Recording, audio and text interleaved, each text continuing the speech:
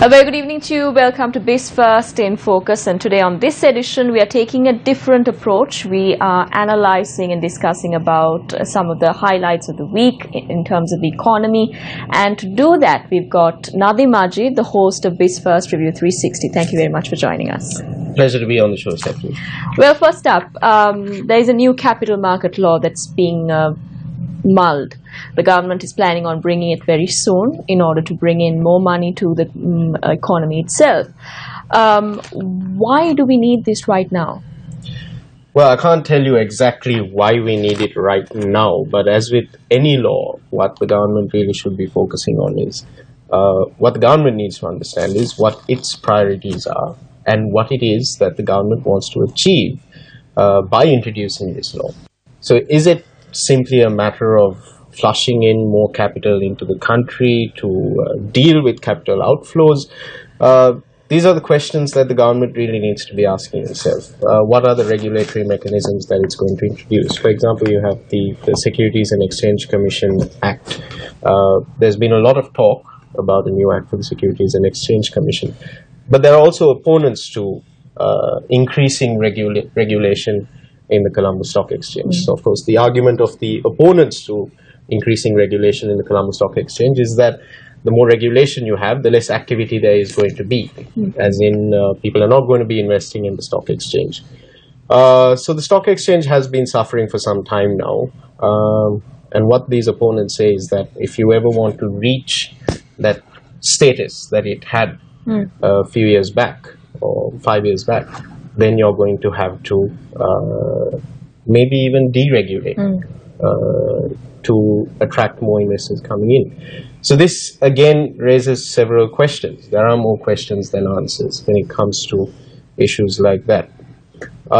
So the Securities and Exchange Commission Act, there's a lot of uncertainty still surrounding it. We haven't seen the chairman of the SEC, Mr. Tilak Karnaratne, was talking about it when he was the former chairman, when he was removed from that position by former President Mahinda Rajapaksa. He was talking about how he was working on an SEC Act, and that they were a few months away from introducing this bill when he was removed from the position of chairman. Well, it's been a couple of years now since he was reappointed to that position, and we're still to see the SEC Act. So these are the questions that bona fide investors really want to know. What is the policy direction of the government?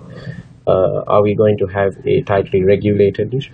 Then, of course, there's the issue of the EPF as well. What happens with the funds of the working people? Because while a majority of working people, middle class working people, might not individually be investors at the stock exchange, while they may not have CDS accounts of their own, they are all invested in the EPF, and the EPF invests. One of the biggest concerns there is that the only way the stock exchange could have a better way of getting in money, or even getting in, having a more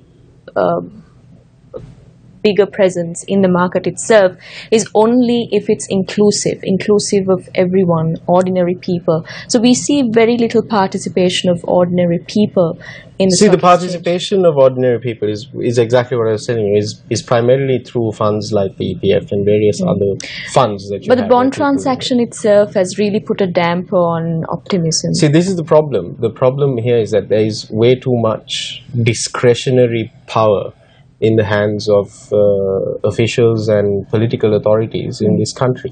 What I mean by that is when they have everything is sort of done at their discretion. There are no set rules, regulations, or policies to follow. This is why we're seeing this discussion about introducing white papers on policy issues.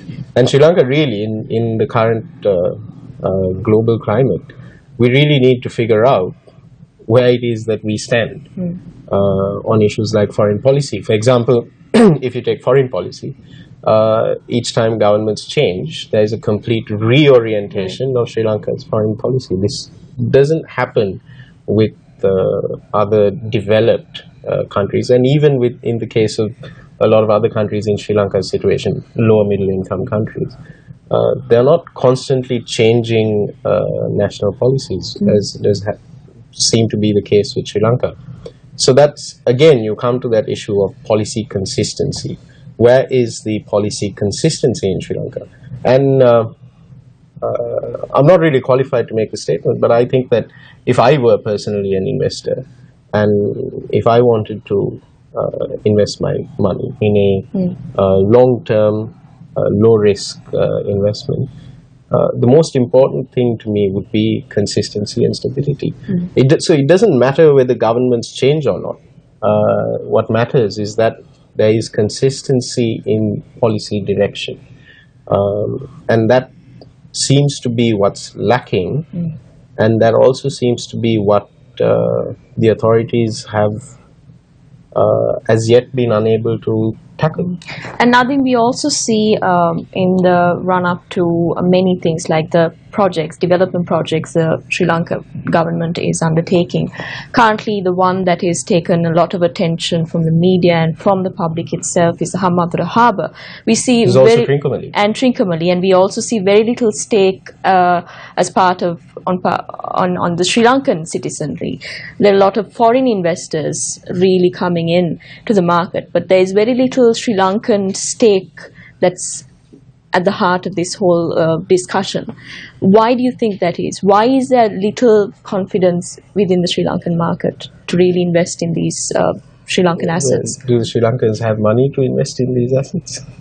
Why is there enough? Why isn't the government encouraging Sri Lankan investors to invest in these? The government is looking for public-private partnerships at the moment to run key public enterprises.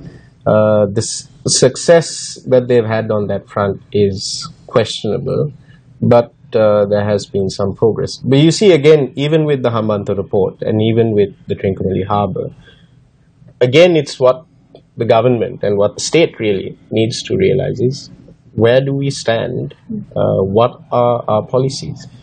So when you're entering into such agreements, etc., and you don't have set national policies on these issues, dealing with public enterprises, with even things like healthcare and education and labor, when you don't have those national policies and you enter into these agreements, it can seem a little arbitrary and a little ad hoc. So again, you come back to that issue of policy consistency, even with the Hambantota port. Regardless of whether it's privatization or whether it's public, you can argue the ideology, the political ideology of that, of free market capitalism versus a more centralized approach. But at the end of the day, you can't be stuck in limbo. It has to be one or the other.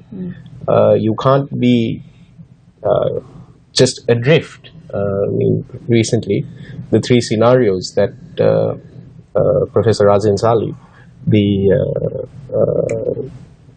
chairman of the Institute of Policy Studies, what he was saying is that, look, there are three scenarios for Sri Lanka. One is that we'll be adrift, we'll take off, or we sink. Well, with that, let's head into a short commercial break, but when we come back, we'll have more on Biz1st in Focus. Stay tuned. Welcome back. You are watching Biz1st in Focus, and today on this edition we are taking a more analytical approach to the economy and to discuss and analyze. We've got Nadim Majid with us. Thank you very much for joining again. Well, you spoke about Razin Sali, the famous economist, talking about Sri Lanka and its economy. What exactly did he say? Well, Professor Razin Sali is, in essence, a classical liberal. He has a very classical liberal approach to economics. So you'd have economists who disagree with his sort of liberal ideologies. But what you can't disagree with is that Sri Lanka is currently facing those three scenarios. Either we're going to take off, or we're going to be adrift, or we're going to sink. And see, what I've realized in my time on hosting Biz1st Review 360 and speaking to various stakeholders in the Sri Lankan economy, in various industries and even economists, there is this overarching tendency. They have this sort of common consensus among all of them, regardless of their viewpoints, political or otherwise, is that there is a lack of direction, purpose, consistency. So we need to figure out where it is that Sri Lanka stands, because we can't keep going on this way. So what Dr. Sali was saying is that we're adrift. I would go one step further and say that we're not really adrift, we're listing. We're coming close to sinking. And so there needs to be some immediate action. So the government really needs to adopt a more concerted, multi-pronged approach to tackle these inconsistencies. And they need to figure out, they need to reach consensus first within the government itself. Because again, you have two ideologically very dissimilar parties that are now in a coalition government, and they will have to set aside those ideological differences to reach a consensus and to basically establish the foundation of the Sri Lankan Republic. We'll see the United National Party really having say in the economy itself. Most of the big wigs from the economic sector is from the United National Party. You can say that. You can say that the finance minister is from the UNP, the Minister of Development Strategies and International Trade. But you also have a lot of powerful SLFPs who are holding other ministries, Minister Chandran Veerapan, Petroleum Industries. So these are, in my opinion, they are separate, but they are part of the same coalition government, and they are all part of the same cabinet, the same executive branch of government. But when it comes to policy decisions, so when it comes to policy decisions, that again brings it back to that issue of discretionary power. When you have too much discretionary power in the hands of these individuals, they are able to sort of determine what the policy is. But the policy should be a state policy, and it shouldn't be changing unless it actually needs to be changed. And those policies are decided by the legislature and the executive branches of government. And these individuals, whether they're from the UNP or the SLFP or the SLMC or any of the other coalition partners, regardless of what party they're from, they have to be, they are part of the same cabinet, the same executive branch of government. There's only one executive branch of government in this country. And so you have the president and the prime minister who are from two different parties who are also part of that executive. The president, of course, being the head of the executive. So you shouldn't be seeing two different hymn sheets for these two parties. It just shouldn't be happening. And the reason that it is happening is because there is too much discretionary power given to these individuals. But we seem to be taking a more liberalistic approach when it comes to the economy, of opening up our markets to foreign investors. We're giving very little attention to the local market, to the local investors themselves and entrepreneurs. So see, there was an economic forum that was held recently in Colombo, and you had a lot of industrialists, etc., who were in attendance, political scientists. Your regular guest, Dr. Danja Tilaka, was there as well.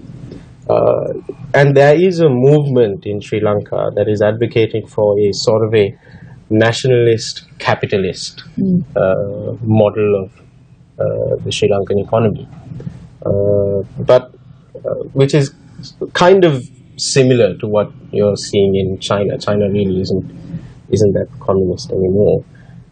So they're advocating for this nationalist capitalist model of economic model. It doesn't matter. This is my perspective. This is the context that I would like to offer on that. It doesn't really matter what model you're advocating for. If it doesn't work, then you're accountable for it. If it works, again, you think the government has a plan. But the thing is, it has to be consistent. You can't be that and this and nowhere. Well, I think that calls for a break, another break. When we come back, we'll have more on Biz1st in Focus. Stay tuned. Welcome back. You're watching Biz1st in Focus. Well, Nadim, we see government always scrambling to get money from the ADP, from the IMF. And recently we got to know the SEC Act is being mulled to be implemented or enacted because the government wants $2.5 million US from the ADB. And the only way to get it is through promises and pledges the government can make in order to make a difference or turnaround. But why is there always a last-minute solution to these things? Why couldn't the government have had this plan all along? Well, governments, not only in Sri Lanka, historically, I think many governments, especially in democracies, you'll find that governments are not particularly proactive. They tend to follow a more reactive approach. Proactive governments have been quite successful.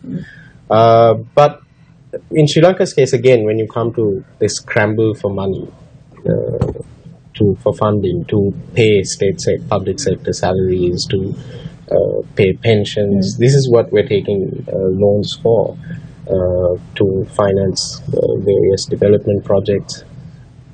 If, let's say this, countries don't go broke in a way that, for example, you and I go broke. There are various safety nets that countries have to prevent them from going broke. But the thing is, again, there needs to be, what I was saying, a single hymn sheet from which the choir, which is in this case the cabinet, should be singing. If the country is in dire need of finances, then the executive branch of government needs to start behaving like it is in dire need of finances. Unfortunately, we're not seeing that that need reflected in their behavior. Because if you can, there's a very interesting news story that we took recently about the plight of farmers. And he's a unionist, but there is an element of truth to what he's saying as well. Nama Karunaratne, the convener of the All Ceylon Peasants Federation. I don't know why they call themselves the Peasants Federation still. It might be a little politically incorrect. But he was saying that while ministers and various MPs are ordering 60, 70 or 40 million rupee vehicles and allocating millions upon millions of rupees for what might be seen as unnecessary expenditure, farmers have to pawn their push bicycles. So there's, if that doesn't resonate with those in government, then there is a serious problem. So the problem is, if you're broke, you got to act like you're broke. So judging by the way they're acting, it doesn't look like they're broke. It's not sustainable, what's going on. It certainly isn't sustainable. So it'll be interesting to see how they resolve it. The government has some really good technocrats surrounding it that it's taking advice from, that it has involved in various development projects, in various consultation task forces, etc., etc. But we're yet to see a clear message from the government that they are in fact listening to these technocrats. Case in point being the tragedy at Mithotmund just a few days ago. Preventable, completely preventable tragedy, and it's and that makes it all the more abhorrent. And it's not just that; it's a symptom of a much more deep-rooted problem. We've seen the Prime Minister and members of government, members of even the opposition saying that, there is a big need for a change of attitude in Sri Lanka. My counter to that is, well, the change of attitude probably needs to start at the top, at the very top. Now, looking at the international arena, because we've come to the end of the program, we've worked only 3 minutes. The yen is plunging. It's seeing a downfall with the North Korean missile crisis, and we also see the United States really bringing its warcraft to the shores of South Korea. Is there a third world war looming? Because we see that everywhere in the media, at least talks of it. I can't say that there's a third world war looming. I'm not a what would this mean to the economy, to the Asian economy? This is to the Asian economy right now. It's not looking very good. But I have my doubts about whether these threats will actually be followed on. It's very tense. It's very tense, especially on the Korean Peninsula. You have a government, is the man in charge being Kim Jong-un, that has been historically viewed as being like an errant child. This errant child may be in possession of nuclear weapons. I don't envy the position that China is in right now. China has been forced into this role of peacemaker. You have a rather aggressive U.S. administration. See, again, there are elements of truth in all these, in all sides of these arguments. There is an element of truth to the fact that North Korea is a brutal dictatorial administration. But there's also an element of truth to the accusation that the North Koreans are hurling at the US of their military hysteria. And if you look at recent US actions, the bombing,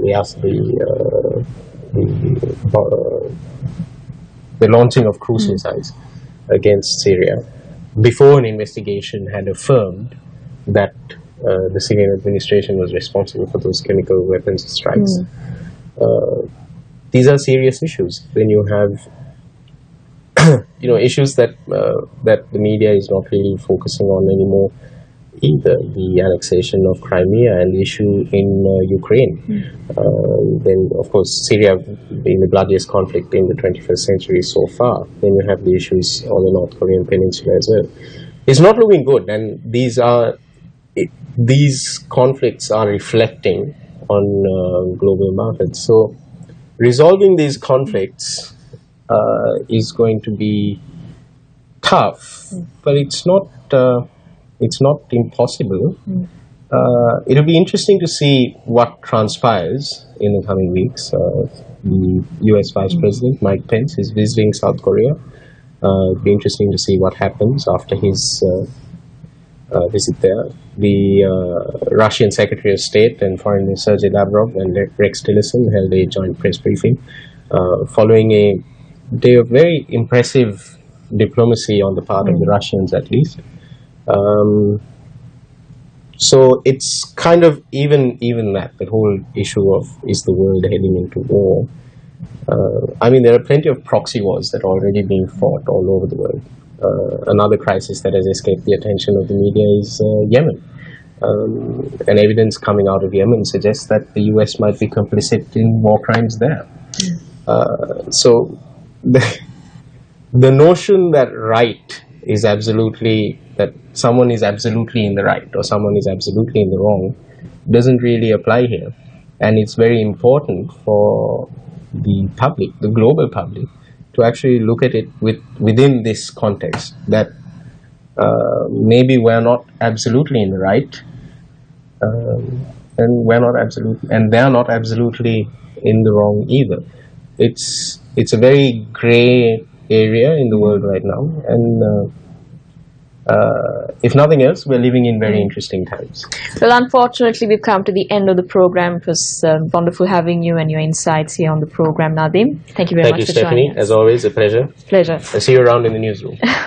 Thank you very much for joining us. Next week, stay tuned. We will have a different guest with more perspective. Stay tuned. This is Biz1st in Focus. Good night.